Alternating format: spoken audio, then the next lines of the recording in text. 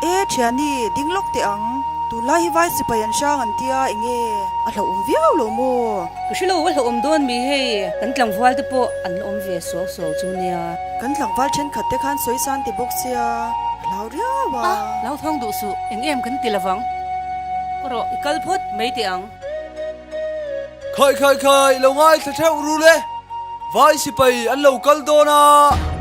pui zong zong mual zola kal khom hal tur ani e tu si pai lo kal tu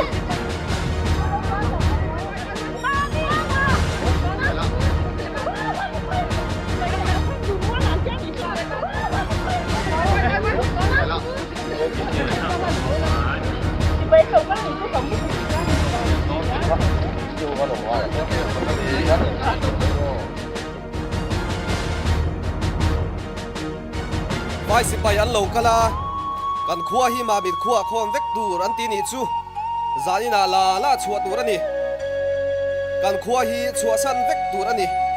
chu vai tu pek ani e man ho takin kalangai ni chu vai si pai nan ti sia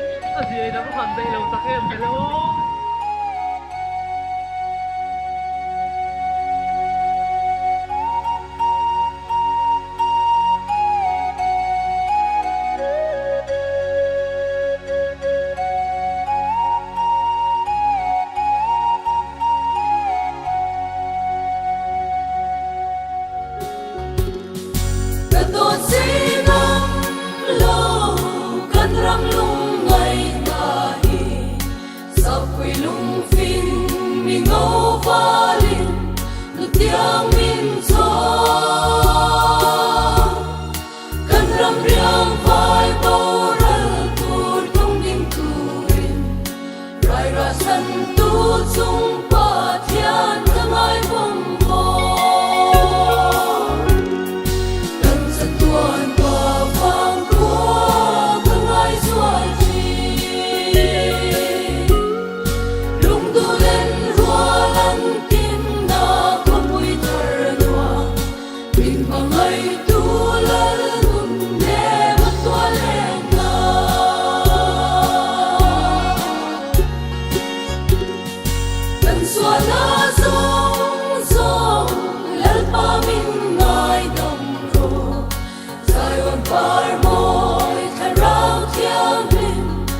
try